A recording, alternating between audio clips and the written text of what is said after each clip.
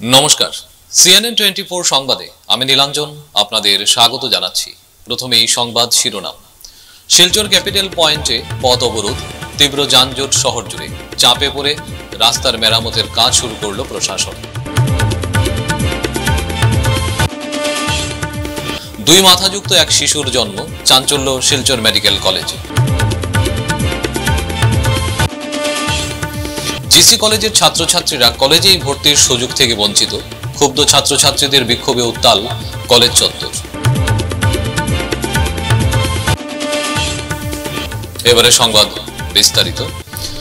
শিলচর শহর জুড়ে বেহাল রাস্তাঘাটের দরুন যা চরম দুর্ভোগ পোহাতে হচ্ছে আমজনতার, এর প্রতিবাদে শিলচর ক্যাপিটাল পয়েন্টে সড়ক অবরোধ করল ইয়াসির ডাকে বিভিন্ন সংগঠনের সদস্যরা।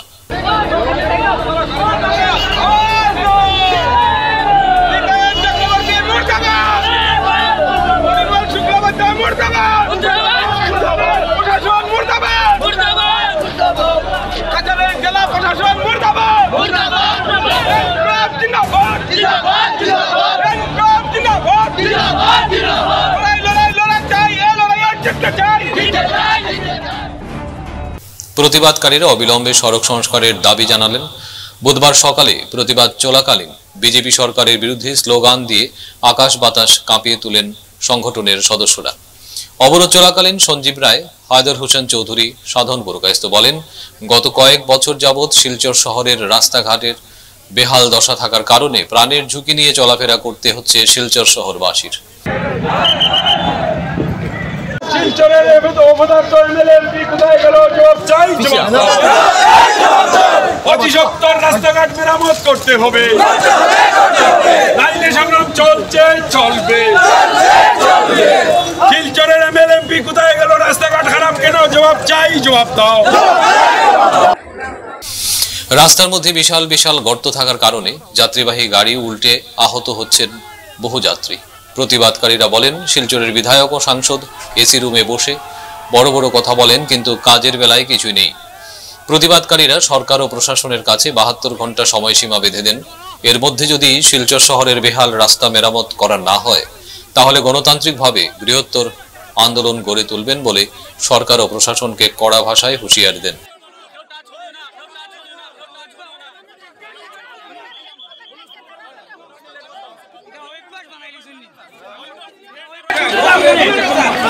আমার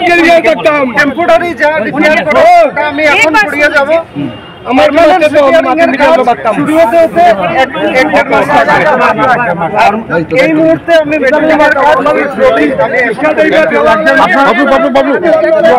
আপনার নাম আর ডেজিগনেশনটা বলুন স্যার। আপনি বললেন যে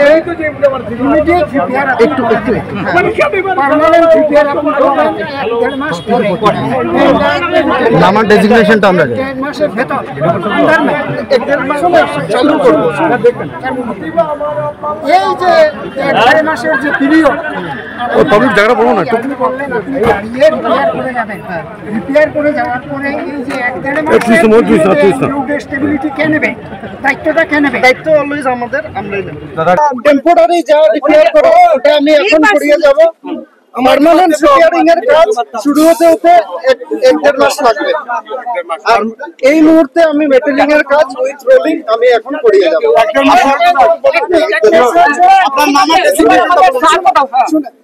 আপনি বলেন চালু করুন, আমাদের আমরাই নেব। কোন সময় এই যে তারপরে যে 1.5 মাস লাগবে পার্মানেন্ট ওয়ার্ক শুরু করতে, সেই 1.5 মাসের মধ্যে একটাও পটফুলস হতে দেব না আমরা। পটফুলস এইটাতে যাতে না হয়। ঠিক আছে, এই রাস্তাতে ম্যাডাম ঠিক আছে হবে। আমরা তো তার ডেজিগনেশনটা আপনি আমার নাম এস দেবনাথ, কোন ডিপার্টমেন্ট জানেন স্যার? পরে আমরা আজকে সকাল 9টা থেকে আমরা ইয়াসির উদ্যোগে বিভিন্ন সংগঠনকে সাথে নিয়ে এবং এখানে প্রত্যেক সংগঠন, টুকটুকি ওনার্স বলুন, অটো ওনার্স বলুন, বিজনেসম্যান উন্নয়ন সবাই আমাদের সাথে আছে। আমরা পথ অবরোধে নেমেছি কারণ আমাদের পিঠ দেয়ালে লেগে গেছে। প্রায় 6 মাস থেকে আমরা বারবার কাকুতি মিনতি করছি ডিপার্টমেন্টের কাছে, সরকারের কাছে, বিধায়ক এমপির কাছে, কিন্তু কোনো সুরাহা নেই। ওরা মানে মিথ্যাবাদী রাখার বালকের দল হয়ে গেছে। মিথ্যা ছাড়া কোনো ইয়ে নেই, শুধু প্রতিশ্রুতি দেয়। যেখানে দাঁড়িয়ে আছি আমরা, এটা টোটালি নো ম্যানস ল্যান্ড। এটা আমরা আসামে আছি না, আমরা বোরাকে আছি না, ইন্ডিয়াতে আছি, আমরা বুঝতে পারি না। কারণ বলা হয় যে এটা ন্যাশনাল হাইওয়ে, কিন্তু যেভাবে গর্তগুলো ফেলে রাখা হয়েছে বিজেপি অফিসের সম্মুখে, নেতা মন্ত্রীদের চোখের সম্মুখে, এবং মুখ্যমন্ত্রী এসে বারবার বলে যান যে আমি কাজের লোক, আমি কাজ করছি। ওনার সেকেন্ড লেফটেন্যান্ট পিজু হাজারিকা ডেট দিয়ে যান 10 তারিখে কাজ হবে, 5 তারিখে কাজ হবে, আজ অবধি কিচ্ছু হয়নি। তা আমার এই ভাওতাবাজির বিরুদ্ধে আজকে আমরা মাঠে নেমেছি। শান্তিপ্রিয় আন্দোলন আমরা করে যাচ্ছি সকাল 9টা থেকে। এখন 2জন ম্যাজিস্ট্রেট এসেছে এখানে, ওরা বলেছে পিডব্লিউ থেকে লোকরা আসছে, আমরা ওদের কথা শুনবো এবং আজকে যদি কাজ আরম্ভ না হয় এই আন্দোলন চলবে। এবং এটা শান্তিপ্রিয় আন্দোলন আজকে ক্যাপিটাল পয়েন্টে হচ্ছে। আমাদের মুদ্রা হচ্ছে শিলচর শহর নিয়ে। শিলচর শহরের অলিতে গলিতে রাস্তা ভাঙ্গা, রাস্তা মরণ ফাঁদ হয়ে দাঁড়িয়েছে, ডেইলি অটো পড়ছে, টুকটুকি পড়ছে, মানুষ জখম হচ্ছে। আমার মনে হয় সরকার বা বিভাগ ওরা অপেক্ষায় আছে, কেউ মারা গেলে ওরা কাজটা করবে। তা আমরা প্রাণহানি হতে দেবো না, আমরা মাঠে নেমেছি। আজকে যদি কাজ আরম্ভ না হয়, যেহেতু ম্যাজিস্ট্রেটরা আছেন, পিডব্লিউ অধিকারী আসছেন, তাহলে এই আন্দোলনটা বড় আকার নেবে। এবং আগামীতে যদি কোনো অপ্রীতিকর ঘটনা ঘটে বা আইন কোনো ভঙ্গ হয়, তাহলে দায়ী থাকবে আসাম সরকার এবং ডিপার্টমেন্ট, সাথে এখানে জনপ্রতিনিধিরা। তা আমরা এখানে সবার সমর্থনে টুকটুকি owners union, auto owners union, Sumo owners union সবাই আছে। সবাই 9টা থেকে আমরা রাস্তায় দাঁড়িয়ে আছি এই রোদে। আমাদের সাথে অনেক এইজেড লোকরাও আছেন, পেনশনার যারা আছে, ওল্ড এজ পেনশন, ওরা আছেন, কিন্তু আমরা কেউ রাস্তা থেকে সরিনি। এখনও মনে হচ্ছে ভাওতাবাজি দেওয়া হচ্ছে। আমরা অপেক্ষায় আছি, যদি আমাদের এই সমাধান না হয় এই প্রবলেমগুলো, আগামীতে ভয়াবহ রূপ নেবে আন্দোলন। এবং আমরা শিলচরবাসীর যে আত্মসম্মান নিয়ে খেলা হচ্ছে, শিলচরবাসীর আত্মমর্যাদা নিয়ে খেলা হচ্ছে, মনে হচ্ছে শিলচরের লোকরা ওরা মানুষ না। আজকে প্রায় 6 মাস থেকে আমরা কাকুতি মিনতি করছি, কোনো সুরা হচ্ছে না কেন? আজকে যদি এটা বড়োল্যান্ড হতো, এটা হাফলং হতো, এটা কুজাই হতো, কাজ হতো না? কাজ হতো, কারণ প্রেশার থাকলে কাজ হয়। আমরা আজকে দাঁড়িয়ে আছি, আমাদের যদি কাজ আরম্ভ না হয়, প্রেশার কাকে বলে আমরা শিলচরবাসীরা সরকারকে দেখাবো। এদিকে এদিন পথ অবরোধ সার্থক হয়ে ওঠে। চাপে পড়ে কিছু সময়ের মধ্যেই ক্যাপিটাল পয়েন্ট সংলগ্ন রাস্তা মেরামতের কাজ শুরু করল প্রশাসন।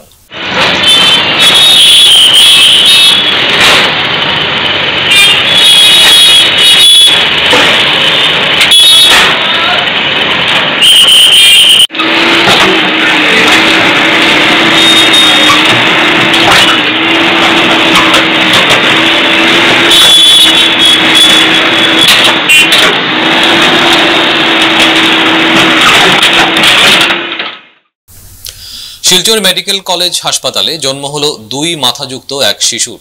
মঙ্গলবার প্রসব হয় ওই শিশুটির জন্ম দেন তারাপুর এলাকার ফরিদা বেগম। জন্মের পর শিশুটি প্রায় 15 মিনিট জীবিত থাকার পর তার মৃত্যু ঘটে বলে জানা যায়। মেডিকেল সূত্রে জানা গেছে, জন্মের সময় শিশুটির ওজন ছিল 2 কেজি।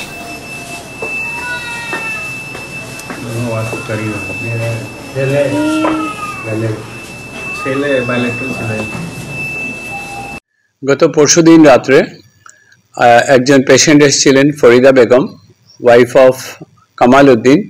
অ্যাড্রেস ছিল তারাপুর কাছাড়। 5th প্রেগনেন্সি ছিল ওনার। উনি ডিফিকাল্ট লেবার নিয়ে প্রেজেন্ট করেছিলেন আমাদের মাদার এন্ড চাইল্ড হসপিটালে। অ্যান্ড ইমিডিয়েটলি সিজারিয়ান সেকশন করা হলো। করার পরে দেখা গেল যে যেটা বেবি জন্ম নিয়েছে, এটার 2টো মাথা এবং লিম্ফ মানে হাত এবং পাও দুটো। তো বেবিকে রিসাসিটেশন করার পরে সোনোগ্রাফি করা হলো। এখানেও দেখা গেল যে বেবির সিঙ্গল হার্ট এবং লাং যেটা ছিল এটা ইমেচিওর ছিল, কারণ বেবিটা 32 উইকস প্রেজেন্টেশন ছিল অ্যান্ড গ্রোথ অল্প কম ছিল, 2.3 কিলো ছিল। তো 15 মিনিটের ভিতরেই বেবিটা আনফর্চুনেটলি মারা যায়। এটা খুব রেয়ার টাইপ অফ প্রেজেন্টেশন। এটা বলে ডাইকেফেলাস প্যারাফেগাস টাইপ অফ ফিটাস। সো আমার জানা মতে শিলচর মেডিকেল কলেজে এটাই ফার্স্ট টাইম এই টাইপের বেবি জন্ম নিয়েছে। শিলচরের ঐতিহ্যবাহী কলেজ জিসি কলেজের ছাত্রছাত্রীরা এই কলেজেই ডিগ্রি পাঠ্যক্রমে ভর্তির সুযোগ পাচ্ছেন না।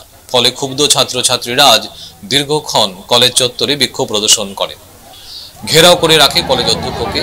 পড়ুয়াদের বক্তব্য, এই কলেজেই 2 বছর হায়ার সেকেন্ডারি পড়াশোনা করে কেউ 65% তো কেউ 70% নম্বর নিয়ে হায়ার সেকেন্ডারি পরীক্ষায় উত্তীর্ণ হওয়ার পরও এই কলেজে ডিগ্রিতে তাদের অ্যাডমিশন দেওয়া হচ্ছে না, অথচ নানা কৌটার নাম করে অনেক কম নম্বর পাওয়া ছাত্রছাত্রীরা এডমিশন পাচ্ছে।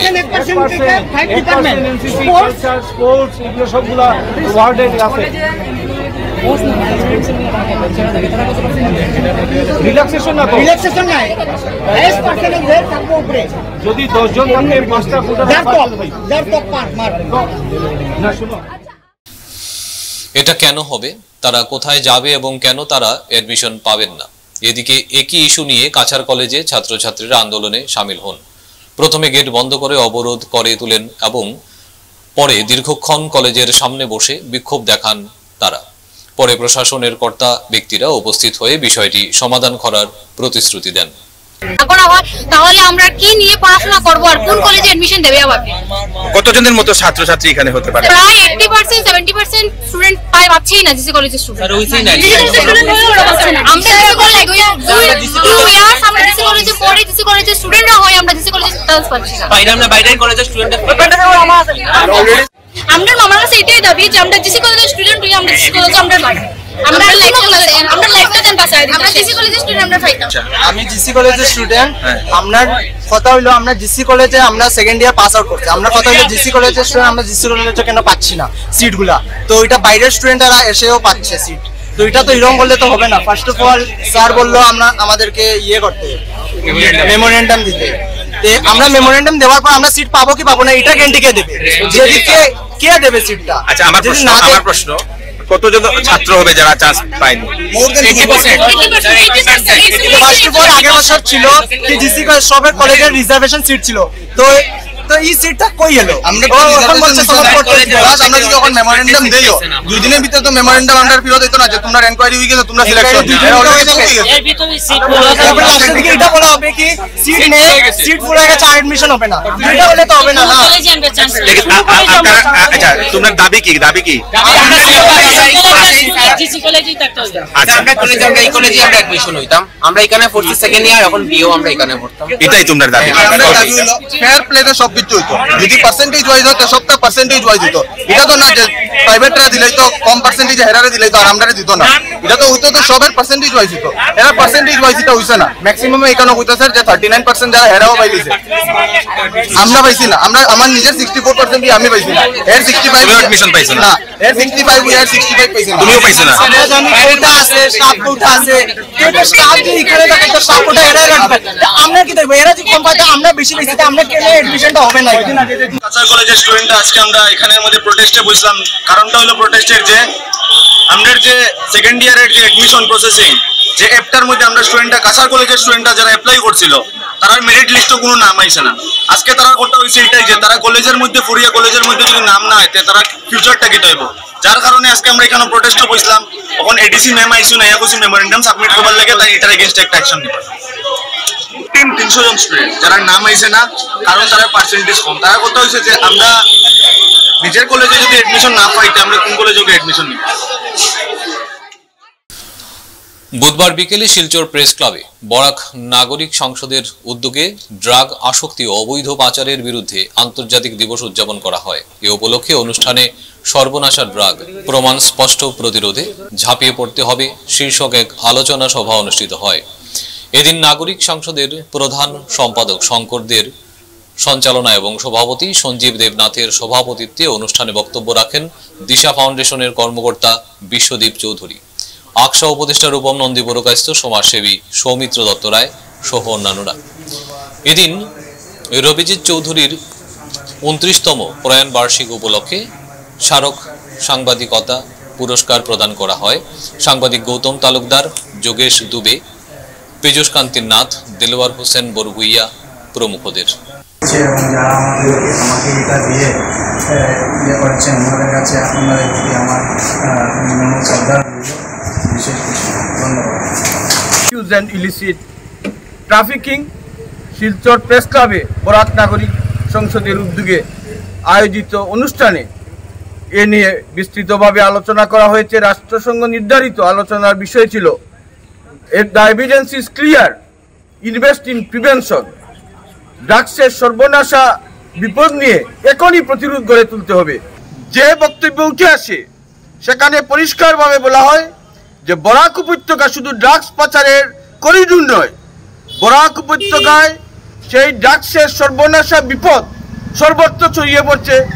উচ্চ শিক্ষা প্রতিষ্ঠান থেকে শুরু করে সমাজের সাধারণ স্তরে ড্রাগস তার যে শিকড় সেটা প্রসারিত করেছে। এখনই যদি এর মূলোৎপাটন করা না হয় তাহলে 10 বছর পর এ অঞ্চলের অস্তিত্ব গভীর সংকটের মুখে পড়বে। আজকের দিনেও এই ভয়াবহ বিপদে বহু পরিবার বিপন্ন এবং সামাজিক ক্ষেত্রে চরম অবক্ষয় দেখা দিয়েছে। অত্যন্ত অগ্রাধিকারের ভিত্তিতে এ ব্যাপারে বরাক উপত্যকাবাসীকে, এ অঞ্চলবাসীকে তাদেরকে প্রতিরোধে এগিয়ে আসতে হবে। এই প্রথমবারের মতো করিমগঞ্জ জেলার অন্তর্গত বেড়াজাল গ্রামস্থিত ভারত সরকারের সামাজিক ন্যায় বিচার ও ক্ষমতায়ন মন্ত্রকের অধীনে থাকা উদিচি সংস্থার দ্বারা পরিচালিত জেলা নেশামুক্তি ও পুনর্বাসন কেন্দ্রে এক সচেতনতামূলক সভার মধ্য দিয়ে আন্তর্জাতিক মাদক বিরোধী দিবস পালন করা হয়। সভায় সংস্থার সাধারণ সম্পাদক কবির আহমেদ চৌধুরী, নেশামুক্তি ও পুনর্বাসন কেন্দ্রের প্রকল্প সঞ্চালক তাহির আহমেদ তাপাদার, প্রধান অতিথি হিসেবে বিএসএফ এর অ্যাসিস্ট্যান্ট কমান্ডার এবং মেডিকেল অফিসার ডাক্তার দিবিয়া উপস্থিত ছিলেন।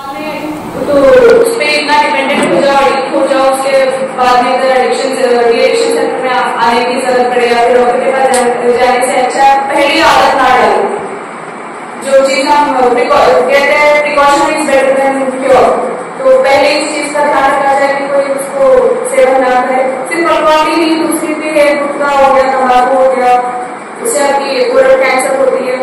तो एक तो ये कि नॉर्थ ईस्ट में थोड़ा तंबाकू गुटखा का सेवन थोड़ा ज्यादा है, इवन महिलाएं भी करती है तो है, लेकिन आपको ध्यान रखना पड़ेगा कि आपको इससे कोलर कैंसर हो सकती है।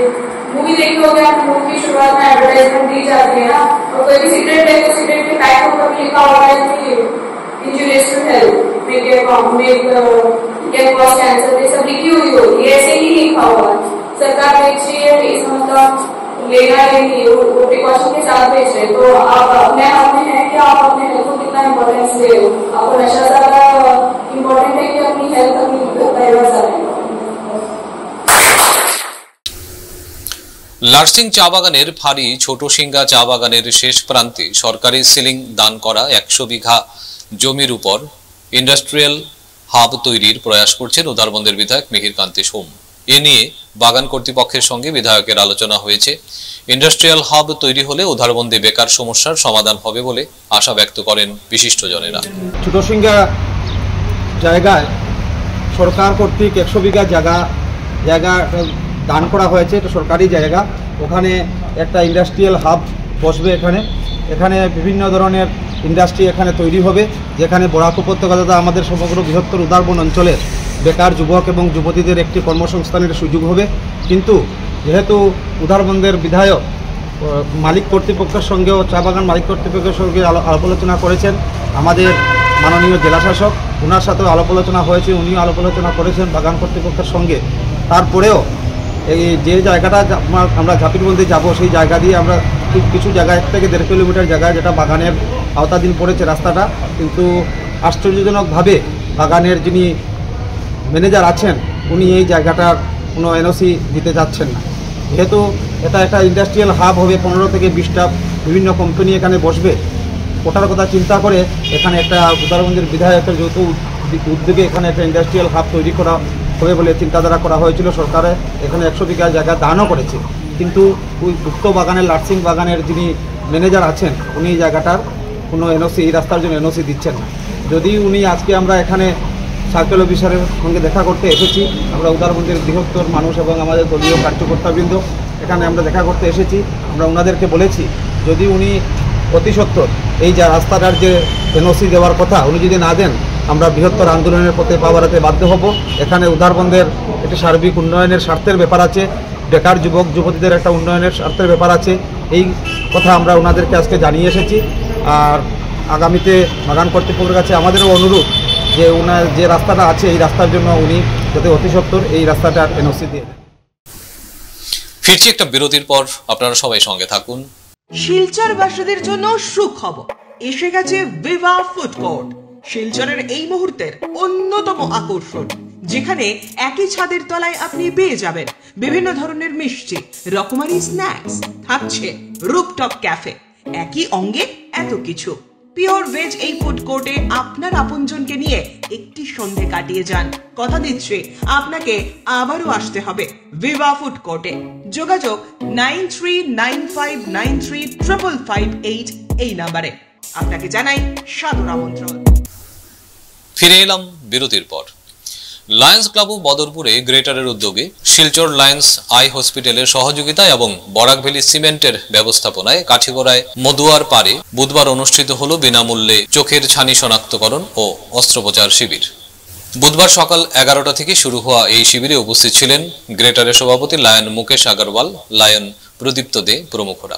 এদিনের চক্ষু পরীক্ষা শিবিরে মোট 105 জন রোগীর চক্ষু পরীক্ষা করা হয়। এতে 25 জনের চোখের ক্যাটারাক্ট শনাক্ত করা হয়। তাদেরকে একই দিনে বিনামূল্যে অস্ত্রোপচারের উদ্দেশ্যে শিলচর লায়ন্স আই হসপিটালে প্রেরণ করা হয়। তাছাড়া আরো 25 जनके चोखेर पावर शनाक्त करे बिनामूल्य चश्मा प्रदान करा है। नमस्कार, हम लोग Lions club of Badarpur greater की तरफ से इस बार एक सिद्धांत लिए हम लोग कि लाइनिस्टिक ईयर 24-25 जो हमारा जुलाई 2024 से शुरू होगा और जून 2025 तक चलेगा। इस एक साल के दौरान अलग अलग एरिया में हम 12 कैंप करेंगे। तो इसमें हम लोग एरिया कवर करेंगे काटीगोड़ा, बदरपुर, भांगा, आदरपुना, पंचग्राम, ये जो एरिया मिला करके हम 12 कैंप करेंगे। और हम लोग का Lions club of Badarpur greater का एक मोटो है कि सबसे पहला कि विजन फर्स्ट। तो हम लोग चाहते हैं कि हमारे इस एरिया के अंदर में जितने भी लोग हैं जिनको भी आंखों की प्रॉब्लम है, जिसमें कैटरेक्ट जिसको छानी बोलते हैं, तो हम लोग वो डिटेक्ट करते हैं। और जिनको भी कैटरेक्ट मिलता है या आंखों में प्रॉब्लम होती है उनका हम लोग फ्री सर्जरी करवाते हैं। तो हम चाहेंगे कि हम अधिक से अधिक लोगों को सेवा कर सकें और अधिक से अधिक लोग इसका लाभ उठाएं। हर कैंप के अंदर में हम लोग 20, 25, 30, 40 जितना भी लोग डिटेक्ट होते हैं उनका हम लोग फ्री सर्जरी करवाते हैं। आज हमारा कैंप यहाँ पर काटीगोड़ा का मधुरा पार्क, हमारे एक्स विधायक अमरचंद जैन जी उनका घर है ये, और इनके लड़के अभय जैन हमारे लायंस क्लब के मेंबर हैं। उन्होंने अपनी ये जगह हमें कैंप करने के लिए दी है। आसपास के लोगों ने यहाँ पर इकट्ठा हुए हैं और Lions club of Silchar eye hospital है, वहाँ से पूरी टीम आई हुई है और उन लोग इसका टेस्टिंग वगैरह करके और डिटेक्ट कर रहे हैं। जो भी कैटरेक्ट डिटेक्ट हो रहा है उनको हम लोग नाम नोट कर रहे हैं। आज ही हम लोग 2:30-3 बजे मैंने बस से हम उनको भेज देंगे और उनका सर्जरी होगा। कल वापस हम लोग यहाँ पर इनको ड्रॉप। ছোটকাল থেকেই গানের প্রতি ছিল প্রবল মোহ। বিদ্যাচর্চার পাশাপাশি গানের রেওয়াজের সময়ও অতিবাহিত করতেন। তাই গানের দৌলতে সম্মান বয়ে নিয়ে আসলেন করিমগঞ্জের দুই কৃতি শিল্পী। অসম ভাষিক সংখ্যালঘু উন্নয়ন বোর্ড আয়োজিত গুয়াহাটি শ্রীমন্ত শঙ্করদেব আন্তর্জাতিক প্রেক্ষাগৃহে রবীন্দ্রসঙ্গীত ও নৃত্য প্রতিযোগিতার চূড়ান্ত বাছাই প্রক্রিয়ায় নিজেদের প্রতিভা উজাড় করে দিয়ে পুরস্কার ছিনিয়ে করিমগঞ্জ জেলার মুখ উজ্জ্বল করলেন অনন্যা চক্রবর্তী ও নীলাঞ্জনা মদক। করিমগঞ্জের দুই কৃতি শিল্পীর কৃতিত্বে আজ তাদের উষ্ণ সংবর্ধনা প্রদান করা হয় আয়োজক করিমগঞ্জ জেলা কমিটির পক্ষ থেকে। রাজ্য সরকারের আর্থিক সহযোগিতায় আসাম সংখ্যালঘু উন্নয়ন বোর্ডের উদ্যোগে রবীন্দ্রনাথ ঠাকুরের 163তম জন্ম জয়ন্তী উৎসব সারা রাজ্যে পালিত হয়েছে। সেই উৎসবের অঙ্গ হিসেবে বিভিন্ন জেলায় প্রতিযোগিতামূলক অনুষ্ঠান হয়েছে রবীন্দ্রসঙ্গীতের। এটা আমাদের দ্বিতীয় বর্ষের প্রতিযোগিতা। গত বছর 2টি বিভাগ ছিল, এবার 3টি বিভাগ হয়েছে। গোটা রাজ্যের মধ্যে সবচেয়ে অধিক প্রার্থী মানে যারা শিল্পী অংশগ্রহণ করছে শুধু করিমগঞ্জে প্রায় 4 শতাধিক। তো এই 4 শতাধিক শিল্পীর মধ্যে কম্পিটিশন হয়েছে করিমগঞ্জ সরস্বতী বিদ্যানিকেতনে। সেই কম্পিটিশন থেকে 12 জনকে নির্বাচিত করা হয়েছে রাজ্য পর্যায়ে প্রতিযোগিতার জন্য। সেই রাজ্য পর্যায়ে প্রতিযোগিতায় আমাদের 12 জন শিল্পী নিজেদের সব কিছু উজাড় করে সঙ্গীত বলুন, নৃত্য বলুন, তারা নিজেদের প্রতিভা তুলে ধরেছে। রাজ্যভিত্তিক প্রতিযোগিতায় অনেক ভালো ভালো শিল্পীরাও এসেছে, কারোর থেকে কম নেই সবাই।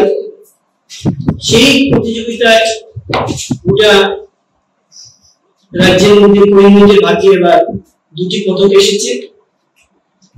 গত বছর শুধু শিলচরে 1টি এসেছিল, এবার বরাক উপত্যকায় 5টি পদক এসেছে।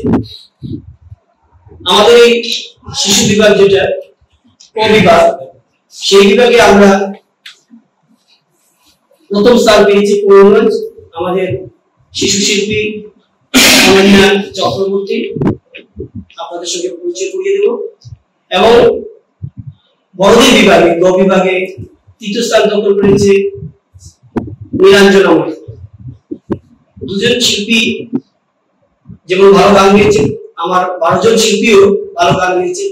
যদি সবাই তো আর প্রতিযোগিতায় পাশ থেকে হতে পারে না, তবু আমরা এবার 2টি পুরস্কার এনেছি। শিলচর ঘুঙ্গুর এলাকার ব্যবসায়ী অমিত কুমার দে সজল আর নেই।